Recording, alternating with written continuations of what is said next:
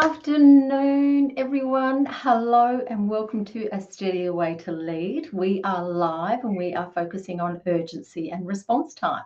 Now, I am Monica Watt. And if you were here expecting me at 8 a.m. this morning, thank you for your patience.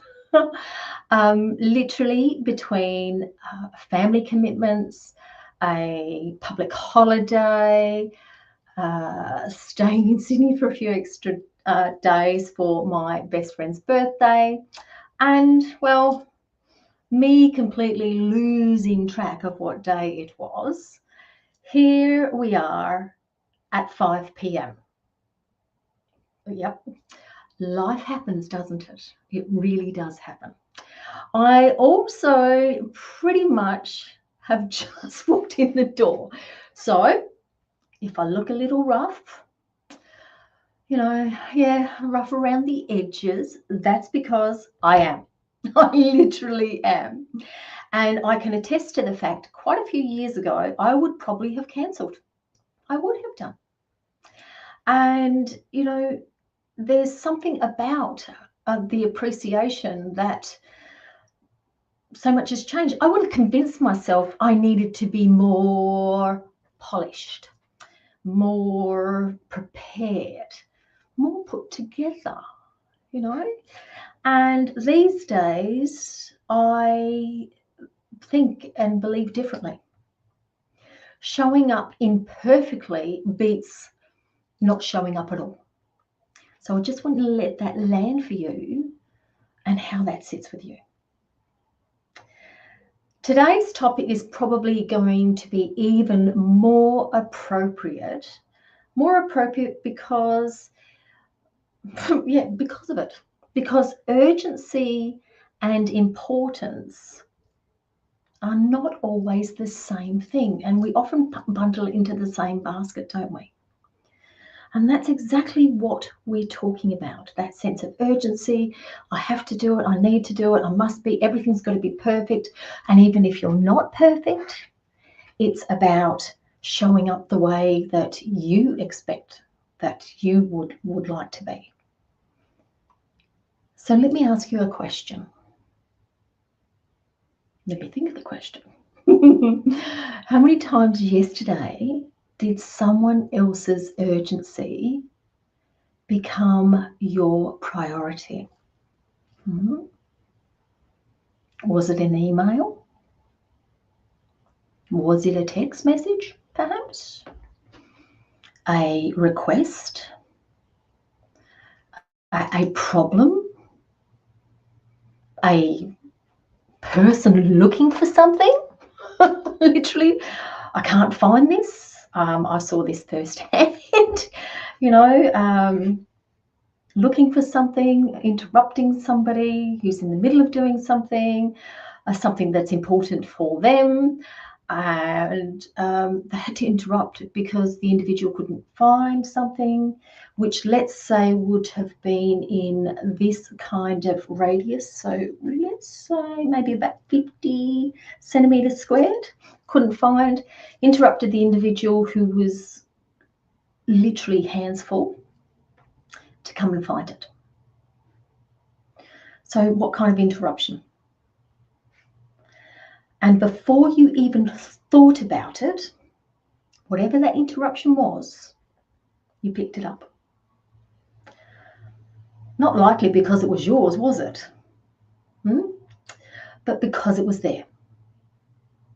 Because you were asked. One of the biggest traps for capable women like us is that we become really highly responsive. People email, we reply. People call, we answer or we get back to them. We're always responding, as soon as we can. People need help, so we help them, don't we? We step in. We're there when they need us. And initially, this gets rewarded, doesn't it? People trust us. and it feels good.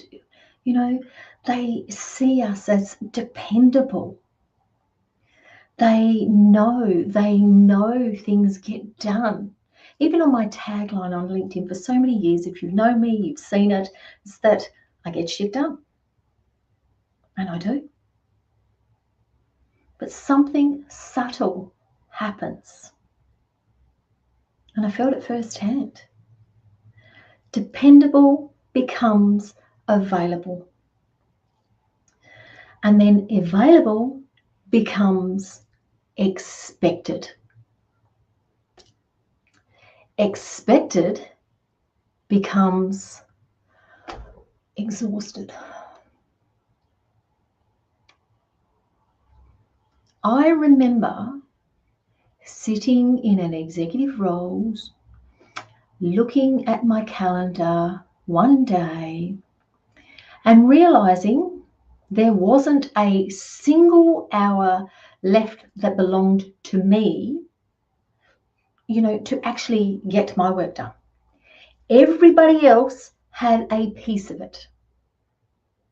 HR issues, technology issues, relationship issues, recruitment issues,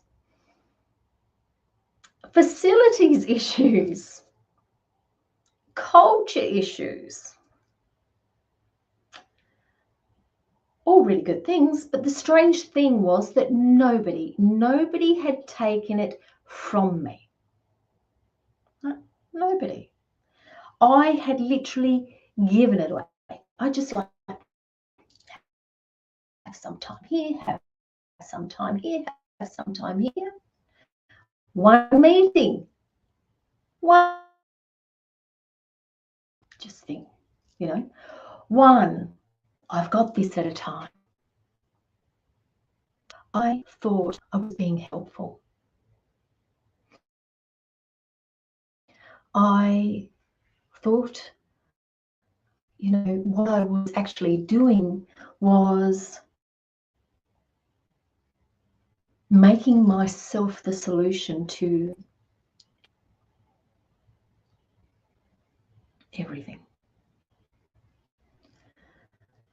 You might feel like that. So let's make this practical. What urgency sounds like work, right? Have a quick look at this. Yeah. Do you have 5 minutes? And that 5 minutes turns into 25 minutes, half an hour. I need this urgently. So is this urgent? Or is somebody angry? We need an answer today. At home. Mum, hey, where's my whatever it is? Can you just whatever it is? Have you got a minute? Can you help me find this?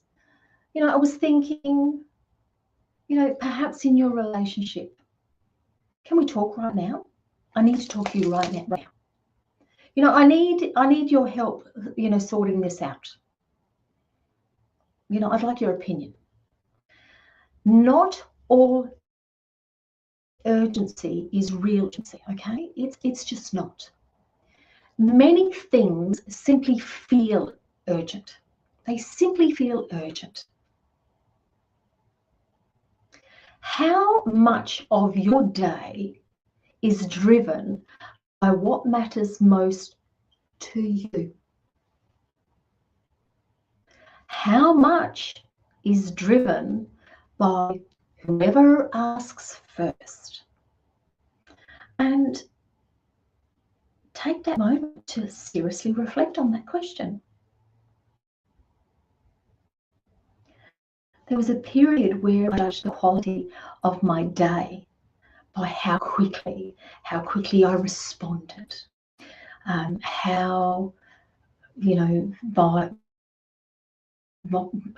my inbox was sorted, messages were answered, the duplication, calls were returned, acceptances for every meeting, Everyone was happy, except the important work that I needed to do wasn't done. I was productive all day. Actually, I wasn't. I was busy all day.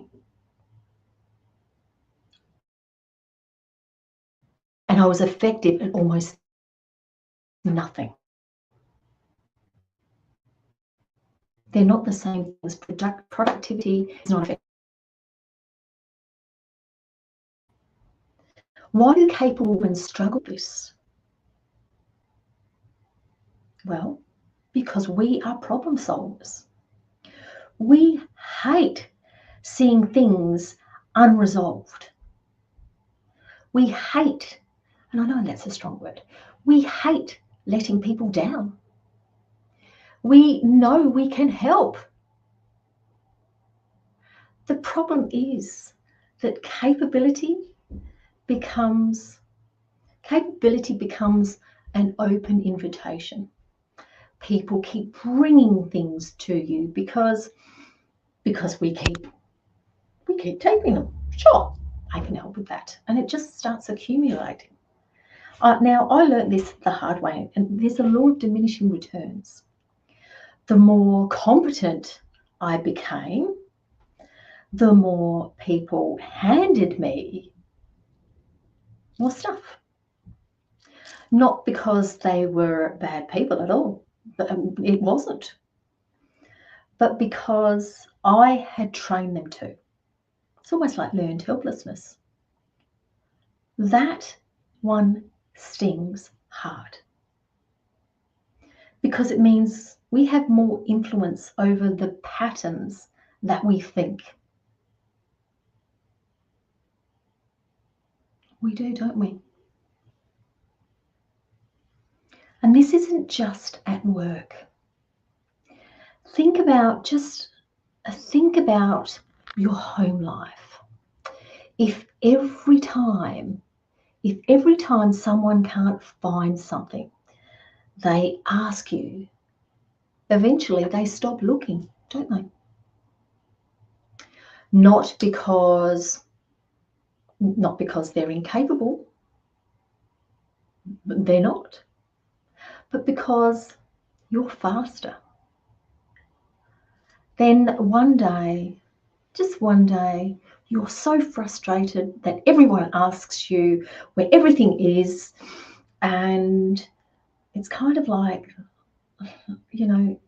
you've spent years training them to do this, and you're so frustrated. So frustrated. The cost isn't just workload. The cost is fragmentation. You never finish one thing before starting another. You spend your day reacting, instead of being and leading and achieving. You finish exhausted, but struggle to identify what you actually achieved. Because remember, busyness is not performance. You lose space to think. And leadership requires thinking. And leadership is not just a role. Leadership is not just a role. It's not a title. It's how you are engaging in your work. It's engaging in your world.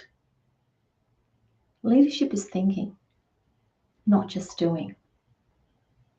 Some of the best decisions I have made in my life in leadership weren't made in meetings. I don't know about you, but a lot of meetings are a waste of time. The best decisions I have made were made walking, driving, thinking, singing. The problem with constant urgency is that it steals the space required for good judgment, for you to be able to have that space, to be able to think. And leadership without judgment, it's just an activity. Simply an activity. So let me ask you another question. What would happen if you became known for good judgment instead of fast responses?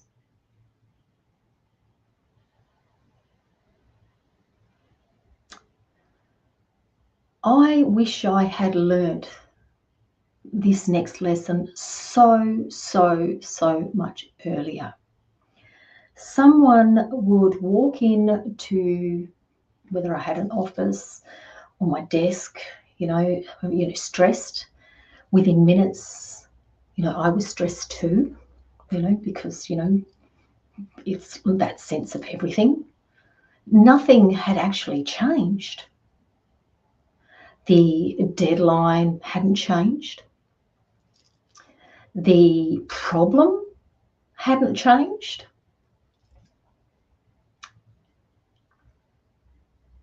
Only the anxiety had moved from them to me. That transfer happens every day in organizations, relationships, home life, which leads to one of the most useful questions that I have learnt. Is this urgent, or is somebody anxious? Those are not the same thing. So let me say that again. Is this urgent, or is somebody anxious? That one question alone can change how you work, how you engage, how you live. So here are 2 practical things that you can try this week. The first one, every time something lands in front of you, ask yourself, is this urgent? Is this urgent? Or is somebody anxious? Might they be anxious? The second, delay one response every day. It may feel very awkward, but just one.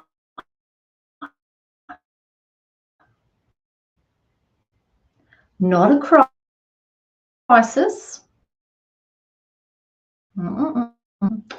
Think critical. Instead of responding immediately, wait. Just wait. Set a timer, 30 minutes, an hour, half the day. Notice what happens. Most of the time, nothing breaks. The world keeps turning. The lights are still on. And you begin to reclaim your pace. You get space. Now, a few questions to reflect on this week. Where do I respond too quickly? Just observe yourself. Who benefits from my speed? What am I afraid will happen if I don't respond right now, immediately? What would steady look like here? These are very important questions. Steady leadership is not about moving slowly. It's about choosing the pace that you work at, the pace that you engage at, the pace that you lead at, the pace that you communicate. It's all about deciding what deserves your attention instead of inheriting everyone else's priorities. Now, this week, just try those two things, and, ask yourself, is this urgent or is somebody anxious? Right? Now, that anxiousness could be not enough information, procrastination, fear of failure, fear of success. As I said, there are two very different things, urgent or anxiousness. Remember the second one? Delay. Delay one response each day. If you can do more than that, awesome. But those two things, that's enough. Now, I will be back in a fortnight, God willing. And if you try either of those things, I'd genuinely love to hear how it goes, how you felt, what were your nerves like, how did people respond? Because that is where steadiness starts. And this is all about a steadier way to lead, isn't it? Oh, that's it for today. Before I forget, I'm going to be sharing a video between our live sessions. So next Wednesday, I will drop another one that's relative, and I'll be back here in a fortnight.